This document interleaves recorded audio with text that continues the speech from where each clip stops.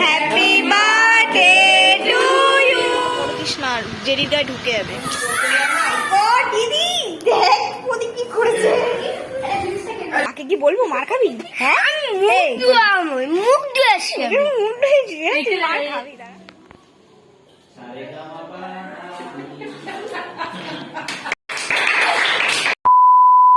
Hey guys, welcome back to my channel. আমি জ্যোতি, আশা করি তোমরা সকলে খুব খুব ভালো আছো আর আমিও খুব ভালো আছি। আজকে অনেক দিন পর তোমার সাথে আবার একটা সেলিব্রেশন ভিডিও নিয়ে চলে এসেছি, যে ভিডিওটা হতে চলেছে খুবই দারুণ।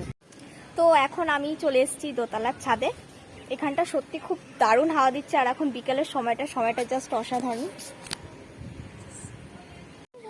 আর এই জায়গার পেছনের সিনারিটা জাস্ট অসাধারণ দেখ। আর এখানে রিলস করলেও মানে এত ভালো আসে, আর পেছনের আকাশটা মানে ব্যাকগ্রাউন্ডটা জাস্ট অসাধারণ লাগে দেখ বুনু। আর কি সুন্দর হাওয়া দিচ্ছে এই সময়টাতে, আর আকাশটা যা অসাধারণ,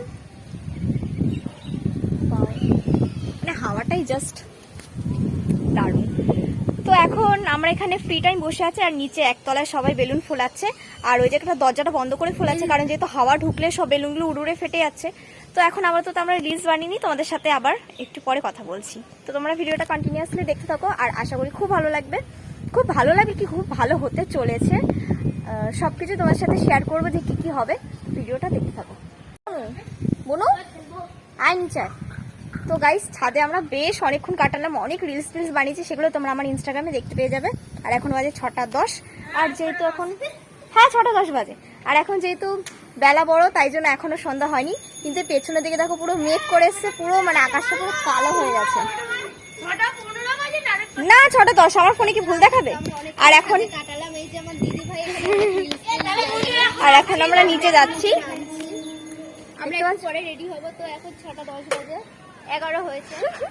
আমরা এত বড় বড় ইউটিউবার থাকতে আর ইউটিউবে ভিডিও কেন করে সবাই আমরা নেটেই বুঝতে পারি না। তো এখন আমরা নিচে যাচ্ছি, আর দেখো সব বাচ্চা লোকরা খেলা করছে, দেখাই এটা কি খেলা হচ্ছে পাগলের মতো। তো এখানে এরকম এরা খেলাধুলা করছে সবাই মিলে। এখন চলো নিচের ঘরে আসা যাক। হ্যাঁ, তো আমি উপরে মানে যে বেলুন সাজানো ঘরটা দেখাতে আমি নিচে চলে গেছিলাম একটা দরকারি কথা বলতে। তো দেখো এখানে সব সাজানো চলছে, মানে এখনো সাজানো হয়নি। এই নতুন ঘরটাতেই আমাদের আপাতত সেলিব্রেশনটা করা হবে দোতলায়। মুখটা দেখ, এই তোকে দেখি কেমন লাগছে। তো তোমাদেরকে তো আগেই বলেছিলাম যে আমাদের দোতলায় সেলিব্রেশনটা করাবে, মানে নতুন ঘরে। আর এখন প্রায় 6:30 কাছাকাছি, ধরে না 6:30 বাজার। আমাদের কি বলতো, এই সেলিব্রেশন মানে ঘর সাজানো, বেলুন ফোলানো, তারপর এই জিনিসগুলো তো আমরা খুব একটা তাড়াহুড়ো করি না, ধীরে সুস্থে করি।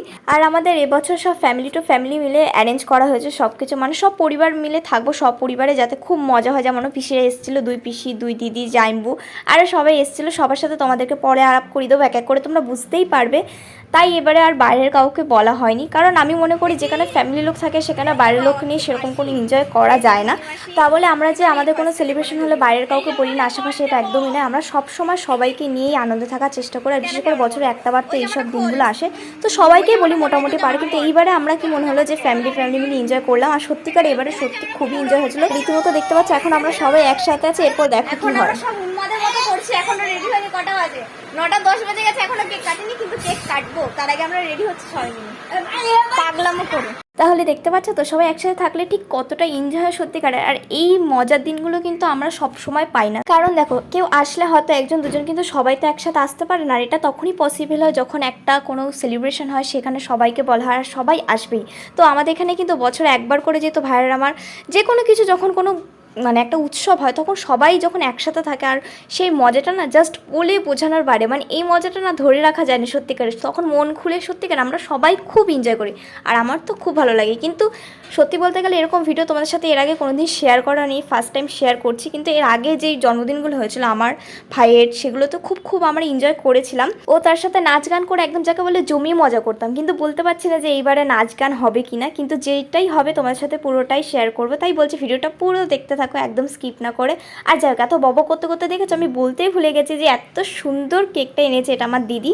মানে ফার্স্টে আমি নাম লিখছিলাম কিন্তু লিখতে পারছিলাম না, থেবড়ে থুবড়ে যাচ্ছিলো বলে আমি বলছিলাম দিদি তুই লেখ, লাস্টে কেক এত সুন্দর মানে কেকটা নষ্ট হয়ে যায়, তাই দিদি কেক এনেছে, দিদিকে দিয়ে নামটা লিখলাম। আর তোমরা ভাবতে পারো যে কেকের তো নাম দোকান থেকে লিখে আনা, আসলে অনেকটা দূর থেকে এসেছিলো বলে ও নাম লেখার এগুলো নিয়ে এসেছিলো, সেটা দিয়ে বাড়িতে নামটা লেখা হলো। তো বলতে না বলতে দেখো আমরা সাথে ফাইনালি একদম রেডি হয়ে চলে এসেছি উপরের ঘরে দোতলাতে। তো এখন এখানে কেকটা কাটা হবে।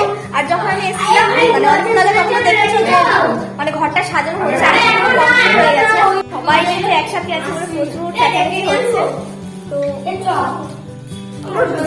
তো বন্ধুরা এখানে দেখো আমাদের কেকটা সাজানো হয়ে গেছে, সাজাবো কি মানে কেকটা চেয়ারের উপর রাখা হয়ে গেছে।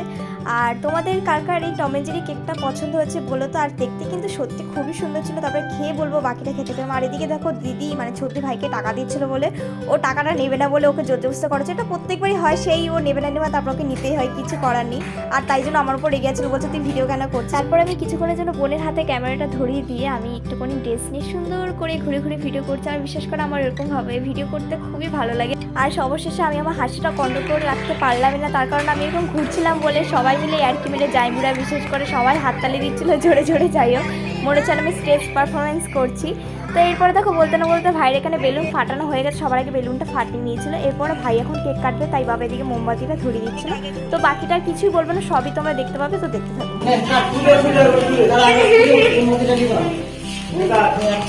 Happy birthday to you, happy birthday to you, happy birthday to you dear Rudra, happy birthday to you.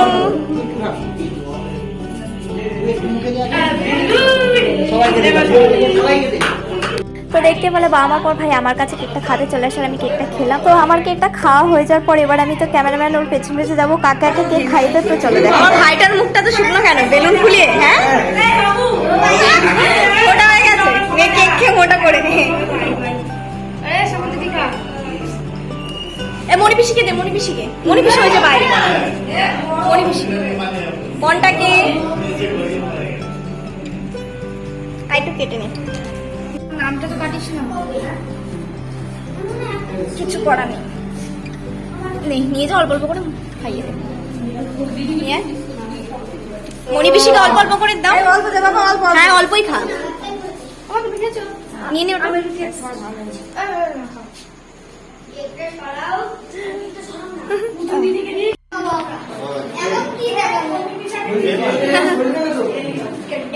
বলে বলে দেখো খাওয়াচ্ছে, খাওয়াচ্ছে ফেলছে একটু একটু করে, হ্যাঁ হয়ে গেছে।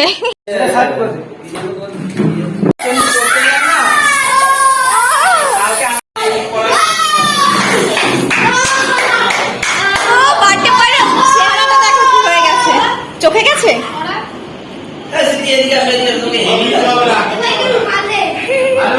মাই গড, দিদি দেখ ওদি কি করেছে,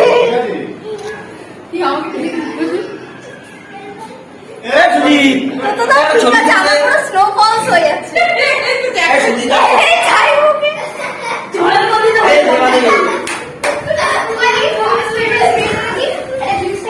কেক কাটার পর স্প্রে টাইমের সময় দেখতে পেলাম আমার অবস্থাটা ঠিক কী করেছিল আমার ভাগ্নেরা, যেহেতু আমি মাসি দেখতেই পারছো একদম ভূত বানিয়ে দিয়েছিল। এরপরে দেখো বার্থডেতে কয়েকটা তোলা ছবি তোমাদের সাথে শেয়ার করলাম, তোমরা কিন্তু আমাকে কমেন্ট করে অবশ্যই জানো যে এর মধ্যে কোন ছবিটা ভালো লাগছে আর আমাকে কেমন লাগছে।